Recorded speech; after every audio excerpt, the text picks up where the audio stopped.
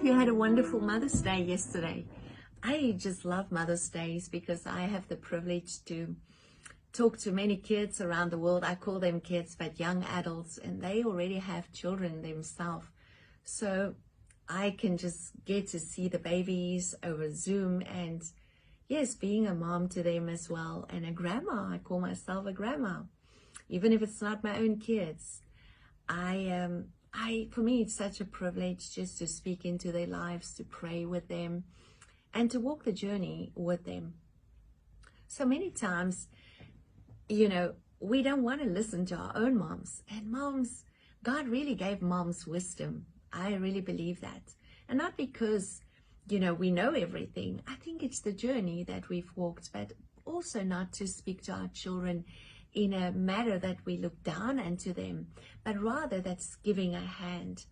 Now, something that I see not only in the younger generation, I see it in all generations.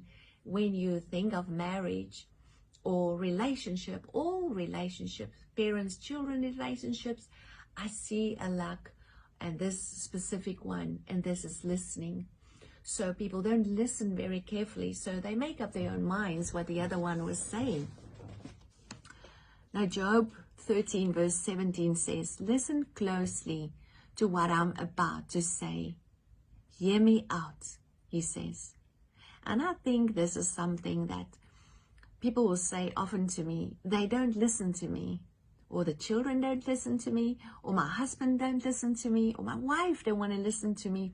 She has already made up her mind. Now, sometimes people are angry and people say to me, "I can't listen to him because when he's so angry."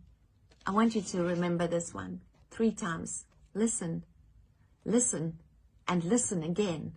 Because listening is a huge, huge key. Otherwise, this word in Job wouldn't be there for you and me. Listen closely to what I'm about to say. So until we listen to our spouse or our children or even to our parents, we would not listen. We would not know what is the question or even what is the answer. We wouldn't even know to take them serious or not.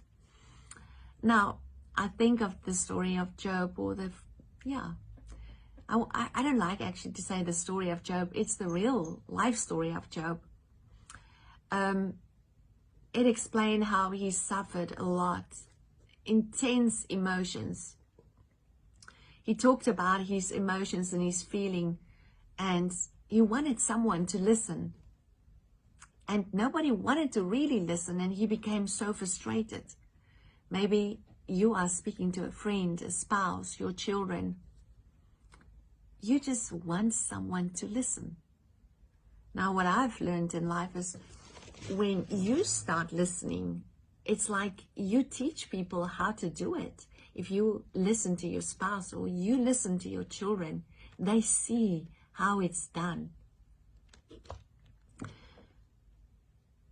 Maybe put yourself in their shoes.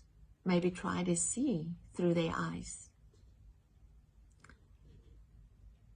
If you do listen and listen again and listen again, this is where we really get true understanding. I want to see this through your eyes.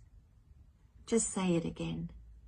Or just give me a couple of minutes. I want to understand what you are saying. I don't get it really now, but I want to understand what you are saying.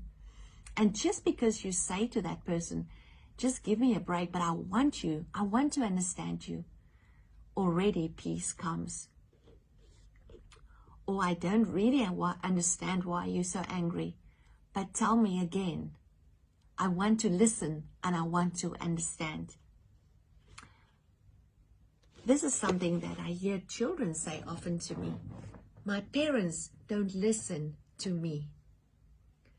Let's make a point of listening. Let's make a point of sowing the seed in our children's life. Even if it's a young child, go on your knees and look them in the eyes and listen. Maybe it's your husband today that I'm talking about. Put your arms around his neck, look him in the eyes and listen. And if you really don't understand, ask God, "Lord, help me." Maybe you should just take his hands and say, "Lord, I don't understand what this is or where this comes from, but help me to listen and help me to understand. May the Lord circumcise our ears so that we can hear. My friend, God's will, we'll speak again.